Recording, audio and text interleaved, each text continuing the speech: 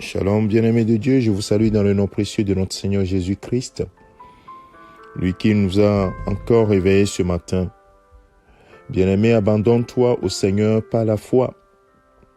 Abandonne-toi au Seigneur par la foi. Ce matin, nous voulons nous exhorter à apprendre à lui abandonner tout et à lui obéir sans condition.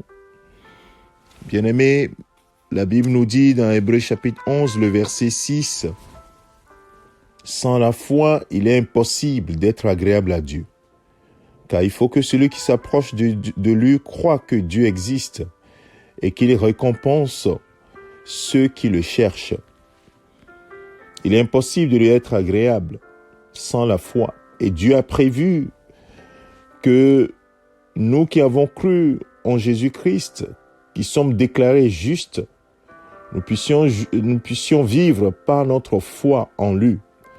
Et c'est ce que Habakkuk chapitre 2 verset 4, la prophétie d'Habakkuk annonçait déjà cela, en disant le juste vivra par sa foi. Et cette parole a été reprise par l'apôtre Paul quand il écrivait aux Romains 1 verset 17. Bien-aimés, on ne peut pas avoir la foi si on ne s'abandonne pas, on n'abandonne pas sa propre pensée, sa propre conception, son propre orgueil. On ne pourra pas marcher dans la foi, on ne peut pas vivre par la foi. La foi fait confiance en Dieu, la foi remet tout au Seigneur, la foi obéit à ce que Dieu dit, la foi déclare que ce que Dieu a dit, c'est ça qui est la vérité.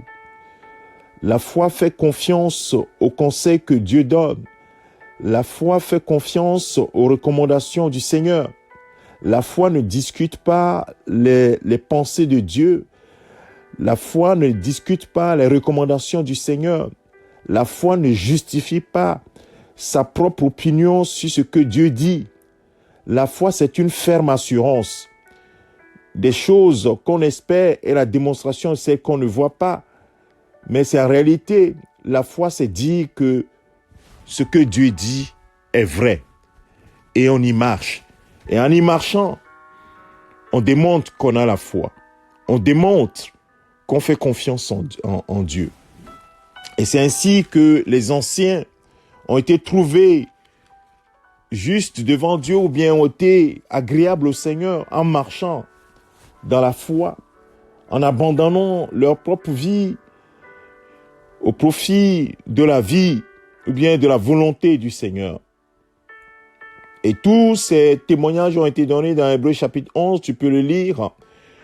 Et c'est pour cela que je finirai par donner et appuyer ce que l'apôtre Paul dit aux Hébreux dans Hébreux chapitre 12, verset 1, verset 3. Nous donc aussi, puisque nous sommes entourés d'une si grande nuée de témoins, rejetons tout fardeau et le péché qui nous environne si facilement et courons avec persévérance l'épreuve qui nous est proposée. Faisons-le en gardant les yeux sur Jésus, qui fait naître la foi et l'amène à la perfection. En échange de la joie qui lui était réservée, il a souffert la croix en méprisant la honte qui s'y attachait et il s'est assis à la droite du trône de Dieu. Pensez en effet à celui qui a supporté une telle opposition contre lui de la part des pécheurs, afin de ne pas vous laisser abattre par le découragement. Frères et sœurs, voilà, ainsi nous voulons véritablement apprendre à nous abandonner chaque jour au Seigneur par la foi. Abandonne-toi, obéis au Seigneur, fais-lui confiance. Tout ce qu'il dit est vrai. Même si cela ne t'arrange pas, c'est que c'est vrai. Fais ce qu'il dit et tu verras.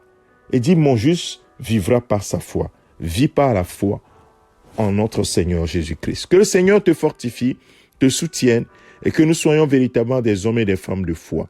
Que nous puissions être distingués parce que nous avons confiance au Seigneur, quelles que soient les circonstances. Que toute la gloire revienne à notre Seigneur. Amen. C'est ton serviteur, le pasteur Alexandre. Je te souhaite une excellente journée au nom de Jésus-Christ. Amen.